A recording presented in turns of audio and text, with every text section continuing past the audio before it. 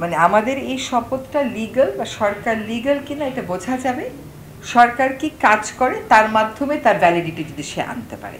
এই যে ভ্যাকিউমটা তৈরি করা হলো, এই ভ্যাকিউমটা তাহলে কে ফিল করবে? ঠিক আছে, আমরা 10 জন বা 12 জন বা 16 জন শপথ নিলাম না, তাহলে হোয়াট নেক্সট? সমন্বয়টা ঘটানো এবং সকলকে একই সুতায় গেঁথে ফেলা, এটা হচ্ছে আমার অভ্যন্তরীণ চ্যালেঞ্জ মনে হয়েছে। গণ অভ্যুত্থান থেকে উঠে আসা একটা সরকার তো গতানুগতিক সরকারের মতো চলতে পারবে না। এই প্রথমবারের মতন বাংলাদেশের ইতিহাসে অভ্যুত্থানের নেতৃত্ব দিয়েছে এমন দুইজন শিক্ষার্থী এই সরকারে দায়িত্ব পেয়েছে। এই যে অভ্যুত্থানের একটা চেতনা, সেটার সাথে গতানুগতিক সরকার পরিচালনার যে একটা মনোভাব, এইটার সংযোগ ঘটানো হচ্ছে একটা বড় চ্যালেঞ্জ। এখানে যারা সরকারের দায়িত্ব নিয়েছেন তারা সবাই রাজপথে আন্দোলন করেননি, আবার দুজন আছেন কট্টর আন্দোলন করেছেন, আমরা আছি যারা আন্দোলনকে সমর্থন দিয়েছি, অর্থাৎ নৈতিক সমর্থন দিয়েছি। ফলে এই সমন্বয়টা ঘটানো এবং সকলকে একই সুতায় গেঁথে ফেলা, এটা হচ্ছে আমার অভ্যন্তরীণ চ্যালেঞ্জ মনে হয়েছে। আরও চ্যালেঞ্জ সরকারের জন্য যদি বলেন আইন শৃঙ্খলা, সরকারের জন্য যদি বলেন অর্থ, সরকারের জন্য যদি বলেন বিচার, সরকারের জন্য যদি বলেন শিক্ষা প্রতিষ্ঠান চালু করে দেওয়া।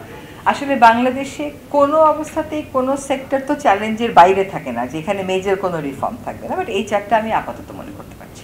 ঢালাইয়ে দৃঢ়তা, নির্মাণে নিশ্চয়তা, প্রিমিয়ার সিমেন্ট, ঢালাইয়ের রাজা। মন্ত্রিসভাগুলোতে হেফাজতের তো কেউ স্থান পায়নি, সেখানকার সরকারগুলো কি নারী অধিকার এগিয়ে নিতে বিপ্লবী সব পদক্ষেপ নিয়ে নিয়েছে? তা তো নেয়নি। এখন হেফাজত বাইরে থাকুক বা ভিতরে থাকুক, রাজনীতি আমাদের এমনভাবে চলেছে এটা কখনো মানুষ থেকে ক্ষমতা ড্র করেনি। এরা বিভিন্ন দল মতবাদের মধ্যে বিভেদ বা তাদের সাথে সংযোগ করে সরকার পরিচালনা করেছে। আমাকে কেন এই সরকারে অন্তর্ভুক্ত করেছে আমি জানি না, তবে আমি যেটা বুঝি যে পরিবেশ নিয়ে কাজ করতে গিয়ে আমার একটা হয়তোবা অল্প হলেও গ্রহণযোগ্যতা হয়েছে, তা নয়তো তো আমাকে ছাত্ররা অন্তত নেয়ার চেষ্টা করতো না। তো আমার কাছে আসার জায়গা ওইটাই যে এই প্রজন্ম যখন আমার নাম বলেছে, এই প্রজন্ম নিশ্চয়ই পরিবেশ নিয়ে তাদের কিছু ভাবনা আছে।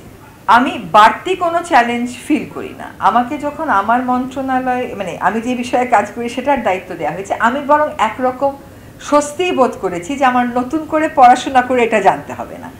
এখন আগে হচ্ছে আমি কিন্তু কখনো নিজেকে ক্ষমতাহীন মনে করতাম না, কারণ আমি সত্য কথা বলি, তো আমি আমার বিবেচনায় আমি ঠিক কাজটা করি। ফলে ওই ক্ষমতাটা নিয়েই আমি দায়িত্বে যাব।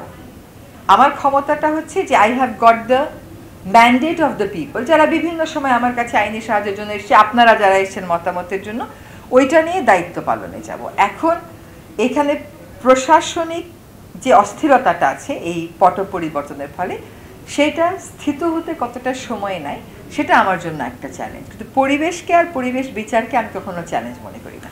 মানে আমাদের এই শপথটা লিগ্যাল বা সরকার লিগ্যাল কিনা এটা বোঝা যাবে সরকার কি কাজ করে তার মাধ্যমে তার ভ্যালিডিটি যদি সে আনতে পারে।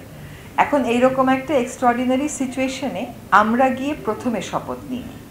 যিনি দায়িত্বে ছিলেন তিনি পদত্যাগ করে চলে গিয়েছেন এবং তিনি ক্ষমতাসীন দলের জন্য তো কোনো আদেশ বা অনুশাসন রেখে যান নাই, সেটা কি বৈধ? এই যে ভ্যাকিউমটা তৈরি করা হলো, এই ভ্যাকিউমটা তাহলে কে ফিল করবে? ঠিক আছে, আমরা 10 জন বা 12 জন বা 16 জন শপথ নিলাম না, তাহলে হোয়াট নেক্সট? সেই প্রশ্নের যদি আপনি উত্তর পান তাহলে এই উত্তর পাবেন যে এটা ছাড়া এখন আর কোনো বিকল্প ছিল না, এটা ডক্ট্রিন অফ নেসেসিটি।